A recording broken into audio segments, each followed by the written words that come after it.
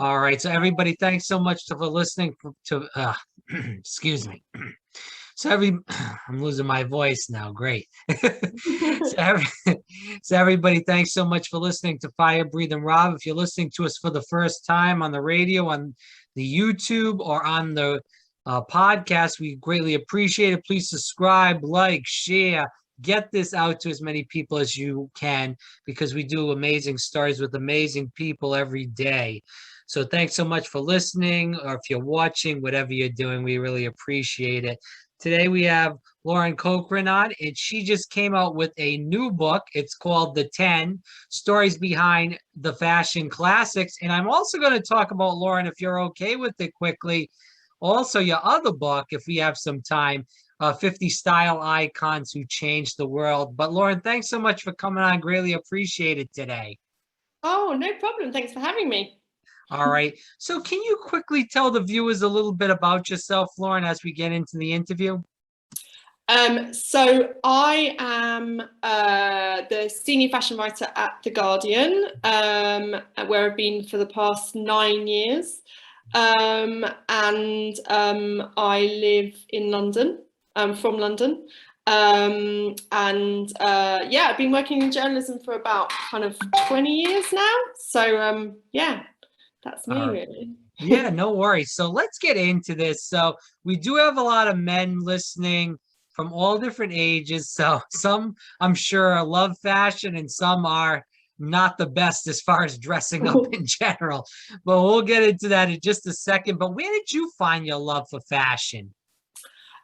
Well, I suppose I've always been interested in fashion, not from a sort of, glamorous red carpet kind of catwalk sort of way, but more in the sense of how we tell people about ourselves through fashion. That's what I've always been really fascinated by. So I suppose that was from like an early age, from like maybe when I was a teenager. I used to do lots of thrift shopping. So that was kind of a big kind of moment for me, where I kind of got into kind of what I could do with clothes, and kind of, with a budget of a teenager.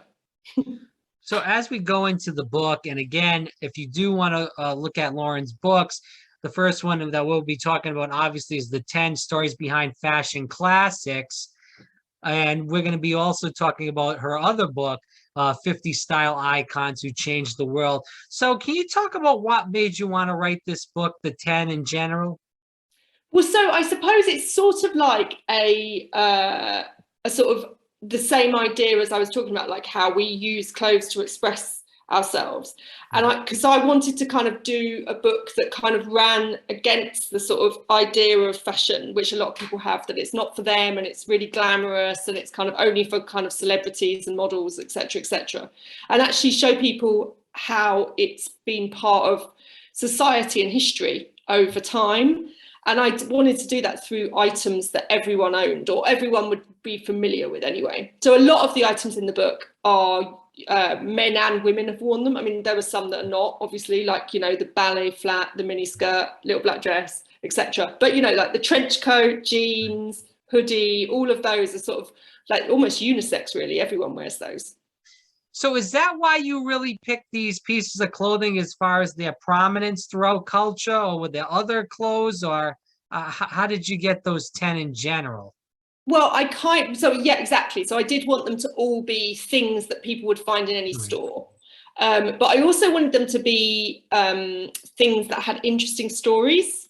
So there were other kind of items on the short list, which kind of I didn't choose because their story wasn't so interesting. And obviously I wanted all of the different items to have different stories. So, like if I had 2 items that had a very similar story, I would have to pick one of them, for example. But yeah, I hope that works over the 10 that I've chosen. I mean, there were obviously other ones that I would have loved to have in there, like the white sneaker I would have had, or like a grey Miles sweatshirt. But that felt like too similar to the hoodie, for example. So yeah, it all kind of worked out like that. For people that are listening, again, this is Lauren Cochrane. Again, the book is The 10 Stories Behind Fashion Classics. And she also does have another book out, 50 Style Icons Who Changed the World. Lauren, as we keep moving into the interview, What is your favorite article of clothing out of the 10 that you did pick? I think it's probably jeans. I mean, just like, everyone wears jeans all the time. I wear jeans every day, I'm sure you do too, everyone does. But and also the other thing about them is I like the way I talk about this in the book, how they're such a design classic, because even if you go like far back to the kind of first Levi's in the sort of 19th century, the oldest ones they have look very similar. There are different little subtle things, but they look very similar to the ones that we wear now.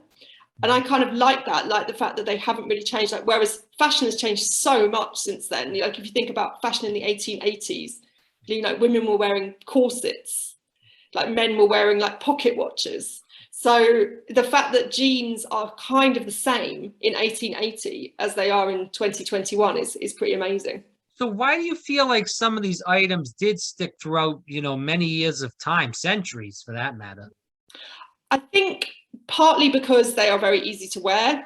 Mm-hmm. Like a lot of them are very durable and they have kind of those histories. So like jeans, the white t-shirt, the hoodie, for example, have all kind of got that very sort of durable, comfortable thing. But also I think they are kind of able to move with society. So they're kind of able to mean different things at different times. And I couldn't really define why that is, but I think that's kind of a quality that that kind of brings them all together. They all kind of have that quality, or something like the trench coat as well is another example of that. Can you talk about, being in London and what the difference is between the fashion there right now and the fashion in America? I'm sure there's some similarities, but there's a lot of differences also. Yeah, I mean, I suppose the first thing to say is, like, as you said at the beginning, like of that question, New York and London are completely different from the rest of their countries, aren't they? So, what people wear in London is very different from what they wear in, like, I don't know, Newcastle or something. But I suppose in London, there is a sort of maybe more of a sort of permissiveness to kind of for like experimentation. There's a big history of experimentation with fashion in London. If you think back to kind of all of the sort of like club kids and stuff in the 80s, like like New Romantics and all those kind of guys, it's very, I mean, then you have that in New York as well, don't you? You had that in New York in like the late 90s, for example. So yeah, I think it's probably that, like it's I mean, obviously not everyone dresses like that, but there's a kind of, you're more likely to see something like that in London than maybe you are in some parts of the US. Yeah, I mean, because I've only really traveled on the coasts mostly, so I can't speak about the middle very much. What do you feel like, as far as countries, the best fashion and designers are from? Ooh, that's a really good question.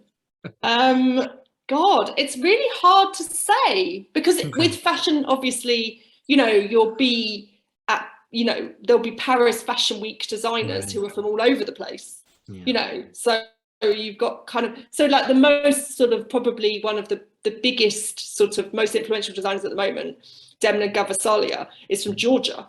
So, and that's, I mean, as far as I know, there has not been a famous fashion designer from there before. I may be wrong, so apologies if that's the case. So in terms of actual nationality, I mean, I would say probably, and this is just personally, I would say probably either British designers or American designers, because America has an amazing design history. Incredible. I'm not good at, I'm not into fashion as much. I try to get a little bit into it, but I always think of Italy.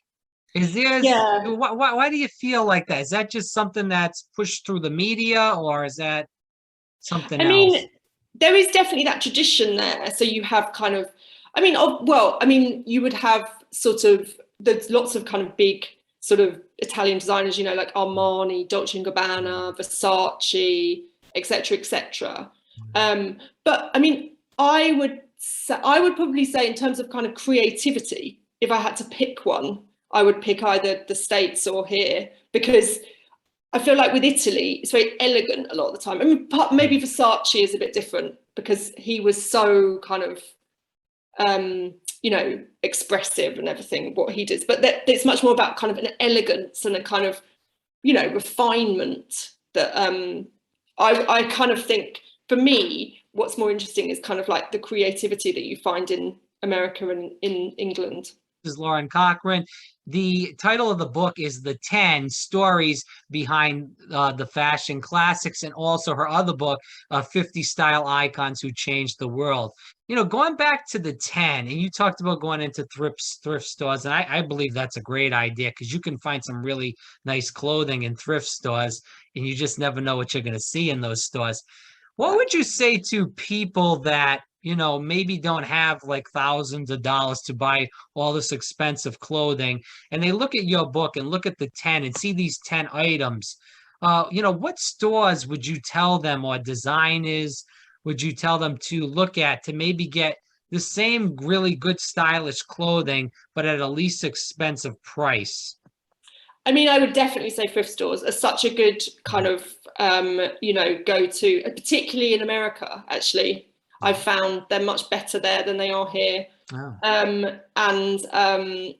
don't know why that is. I've kind of tried to figure it out many times. The other thing I would say is that, like, you can get sort of alerts when stores have sales. So I would say definitely sign up to any of those. You know, because there might be kind of a store like that you really like that, but is maybe like usually like 20-30% out of your budget. Right. But then if you get it in the sale, you're winning. So so I would do that. Also, I think, because, you know, with the idea with this, part of the idea with this book, as well as the kind of stories, is to sort of say, you know, we don't need to buy as much stuff as we have done. You know, so actually buy these pieces, and then you kind of have got the classics, and you can rotate and kind of mix them up as and when. So I would say, I mean, also, like, the other thing is, I always think I don't know if you guys have that phrase there, which is buy cheap, buy twice. Have you heard that before? Yeah, I've heard that, but I don't know if that's just me hearing it because I've been around people from all over the world and stuff. Yeah. That's just something that they say, you know, in general. But go ahead. So, which I think is quite good, because you kind of think, rather than buying, I don't know, say 5 pairs of kind of like supermarket jeans, buy 1 pair of really good jeans, and that'll last you, you know, for a long time, and you'll be able to wear them with everything because they fit you well, and you kind of, like, you know, put some time and effort into that, and it will really benefit your wardrobe. What do you feel like is in style for right now for men and women in general? I find it really fascinating when things come back. Right. And there's this whole sort of theory that you're supposed to hate it if you wore it the first time around. But I don't really subscribe to that. I sort of think if you like it, then just keep wearing it. But in terms of things that are in style at the moment, I mean, it's really interesting, isn't it? Like, you think about, like, jeans have kind of, you know, skinny jeans are so out now. And it's all about sort of like, well, very, very baggy ones sometimes, or at least sort of a straight jean. I think those are kind of the ones that are sort of the happy medium. So you don't, you know, if you're not really into fashion, you know, just a nice straight leg jean is kind of like a perfect compromise. Also, the other things that I really like all of these. I mean, this is for women, but the sort of smaller t-shirts. Have you seen those? Like, they used to be called baby t-shirts in the 90s. Those are very much back. I'm quite into those at the moment. What else? You see a lot of vintage stuff with people wearing like vintage clothes, you know, even t-shirts. Like I see a lot of kids wearing, or even people my age in their 20s and 30s wearing old like MTV t-shirts, old like sports t-shirts. I don't know if that's over there also, but I see a lot of that now, a lot of vintage stuff. It's crazy. I mean, the amount of money those t-shirts, like the original ones, is crazy. I was reading something yesterday about punk t-shirts, like original punk t-shirts, and there's such a demand for them that people are making fakes, like, you know, and selling them as sort of like, you know, how people make fake artworks, Right. like that. So they're trying to sell them to these kind of vintage dealers. So yeah, I mean, definitely the vintage t-shirt thing is just, I don't think that's ever going to go away, is it? Because also the other thing about those t-shirts is that, like I was saying earlier, it's about how clothes express who you are. And like a band t-shirt or a t-shirt of, I don't know, like a TV show that you love or whatever, is a really easy way to do that, and to kind of signal to someone else who also likes that band or that TV show or that whatever. So for example, today I've got this t-shirt on, which is, I don't know if you can see it. It's got a picture of, it's a friend of mine actually, but her name's Princess Julia, and she's kind of like a club legend, kind of here in London. So this is like a really niche, obscure t-shirt, but that's the kind of, it's the idea, you know, like, because it could also be, I don't know, like a band, like a band or a musical act or whatever. It's sort of, yeah, no, I was just gonna say, I live in Orlando, so I'm right near like Disney and Universal, and Universal's bringing back all their old vintage stuff from when they opened up in 1990. Disney brings back like their vintage Mickey Mouse and stuff. So yeah, so seeing all this stuff, and then even if you go into a store like J.C. Penney, which is, you know, not the most fashionable store. I mean, I do think they have some good clothes there sometimes, but regardless of that, you know, you see like Mountain Dew t-shirts, or even like McDonald's or Pepsi, and it's like the old logos, and it's really weird because people are buying it. And like you said, maybe it is an expression, but it's honestly, it's doing these companies, you know, it's doing their bidding basically. Very true. That's very true. Yeah, it's interesting, isn't it? Because people get attached to those logos. Right. I think. Right. Yeah, I just see that a lot now. So that's why I figured I'd ask you, because I know what's going on over here, and I see that a lot. And I was just wondering if it was going on over there too. Why do you feel like men don't understand fashion for the most part? There are some men that understand it, but for the most part, they don't. I think, well, I don't know. I think that's changing. It certainly is, like, you know, I mean, obviously I work in fashion, so I probably don't have a kind of that broad of an understanding. But I would say there's a kind of, is there a sort of still a culture which is like that you're not supposed to like fashion and be like a real man kind of thing? Right. I don't know. I see that. Yeah, I mean, I think that is changing, like partly because, you know, you see so many men in the public eye now who kind of are a bit more kind of expressive with what they wear. And also you just sort of, I think because fashion is like menswear is becoming more kind of, not experimental exactly, but it's kind of, because it used to be that menswear was very much like much slower than women's wear. So the trends would change much more slowly. Whereas now that's kind of catching up. And I think probably with the kind of growth of sort of things like streetwear, you know, like brands like Supreme and Off-White and brands like that, it's sort of like fashion is being seen as more of a sort of, I don't know, quote unquote acceptable thing for guys to be interested in. Yeah. Or an average guy anyway. Since COVID hit, a lot of people are staying home. And their fashion hasn't been the greatest because they've been sitting in their pajamas all day long, working from home on the computer.